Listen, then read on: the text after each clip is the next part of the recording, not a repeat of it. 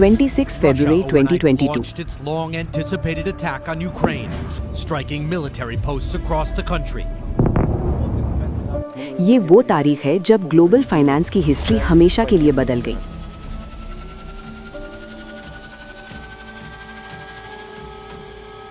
जब रशिया ने यूक्रेन पर अटैक किया, इस अटैक के बदले में अमेरिका ने अपनी मिलिट्री नहीं भेजी, उन्होंने एक फाइनेंशियल न्यूक्लियर बॉम्ब गिराया। Как у нас пламя было выше дома. We're like in a cellar. I'm not sure if it's like deep enough to help us to survive. रातों रात अमेरिका और यूरोप ने मिलकर रशिया के $300 बिलियन के फॉरेन रिजर्व्स फ्रीज कर दिए। दुनिया के हर सेंट्रल बैंक, चाहे वो इंडिया हो, चाइना हो या सऊदी अरेबिया, सबको एक मैसेज क्लियर मिल गया, आपका पैसा तब तक आपका है जब तक अमेरिका चाहता है। इसी डर ने जन्म दिया एक नए फाइनेंशियल ऑर्डर को। आज दुनिया का ग्लोबल साउथ एक ऐसा प्लान बना रहा है जो G7 नेशन से भी ज्यादा पावरफुल हो चुका है, जिसका नाम है ब्रिक्स। लेकिन सवाल ये है, क्या ब्रिक्स सच में डॉलर को खत्म कर सकता है या फिर ये इंडिया के लिए एक जियोपॉलिटिकल ट्रैप है? आज की केस स्टडी में हम डिकोड करेंगे ब्रिक्स। हम समझेंगे स्विफ्ट और ब्रिक्स पे का टेक्निकल वॉर, ऑयल इकोनॉमिक्स और इंडिया का गेम प्लान।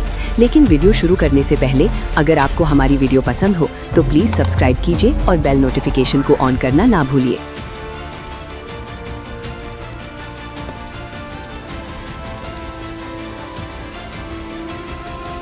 Let's begins.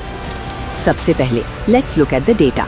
1990 में G7 countries US, UK, Germany, France etcetera दुनिया की 45% इकोनॉमी कंट्रोल करते थे, लेकिन आज पिक्चर उल्टा हो चुका है।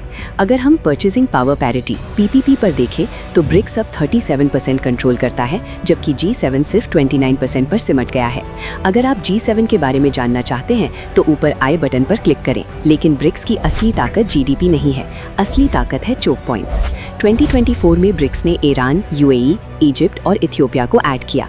वाईडी specific countries, look at the map. Egypt control करता है सुएज कनाल, दुनिया का 12% ट्रेड यहाँ से गुजरता है। ईरान और UAE कंट्रोल करते हैं स्ट्रेट ऑफ हॉर्मुज, जहाँ से दुनिया का 20% ऑयल पास होता है। G7 कंट्रीज वो हैं जो चीज़ें कंज्यूम करते हैं, ब्रिक्स कंट्रीज वो हैं जो चीज़ें प्रोड्यूस करते हैं। ये सिर्फ एक अलायंस नहीं है, ये एक कार्टेल ऑफ रिसोर्सेज बन रहा है। अगर प्रोड्यूसर्स ने डिसाइड कर लिया कि हम डॉलर में माल नहीं बेचेंगे तो अमेरिका की इन्फ्लेशन कंट्रोल से बाहर हो जाएगी, और इसी डर से US गवर्नमेंट ने कई ब्रिक्स कंट्रीज पर सैंक्शंस लगाने की धमकी भी दी। लेकिन डॉलर को हटाना इतना आसान नहीं है, क्योंकि दुनिया का financial nervous system Swift America के कंट्रोल में है। स्विफ्ट कोई पैसा ट्रांसफर नहीं करता, ये सिर्फ एक मैसेजिंग ऐप है बैंक्स के लिए। जब आप इंडिया से रशिया पैसा भेजते हैं तो वो मैसेज US बैंक्स के थ्रू रूट होता है। अमेरिका जब चाहे आपका मैसेज ब्लॉक कर सकता है, और इसी रीजन से आज अमेरिका एक सुपर पावर है, और इसी को टैकल करने के लिए यहाँ एंट्री होती है ब्रिक्स पे की। कजान समिट 2024 में रशिया ने इसका प्रोटोटाइप शो किया। ये एक ब्लॉकचेन बेस्ड डिसेंट्रलाइज सिस्टम है। टेक्निकली ये कैसे काम करेगा? इमेजिन कीजिए barter system on steroids. India Russia से ऑयल लेगा और बदले में रशिया को रुपीस देगा।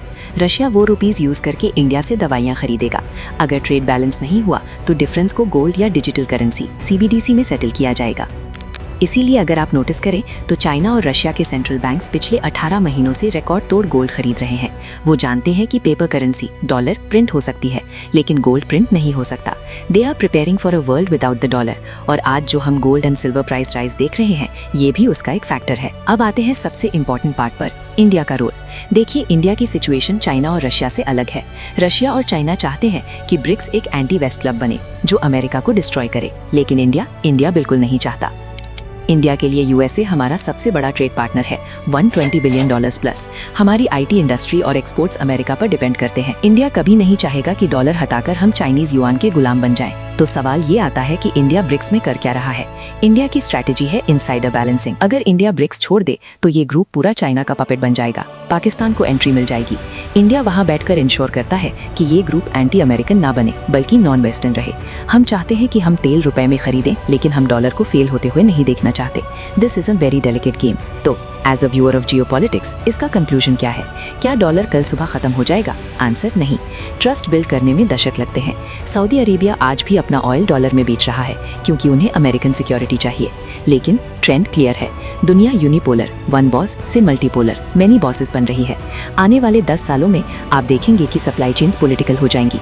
आप किससे दोस्ती रखते हैं ये डिसाइड करेगा कि आपको फोन की चिप मिलेगी या नहीं और आपको ऑयल मिलेगा या नहीं। और यहाँ पे मेरा सवाल आपसे ये है, क्या इंडिया को ब्रिक्स पे ज्वाइन करके डॉलर को कमजोर करना चाहिए या अमेरिका के साथ रहकर चाइना को काउंटर करना चाहिए? अपना ओपिनियन कमेंट्स में जरूर लिखें। अगर आपको जियोपॉलिटिक्स और हिस्ट्री का ये डीप डोज पसंद आया तो वीडियो को लाइक करें। हम ब्रेन डोज पर दुनिया के कॉम्प्लेक्स मुद्दों को सिंपल और अनबायस्ड तरीके से एक्सप्लेन करते हैं। सब्सक्राइब करें और बेल आइकन दबाना ना भूलें। मिलते हैं अगले वीडियो में।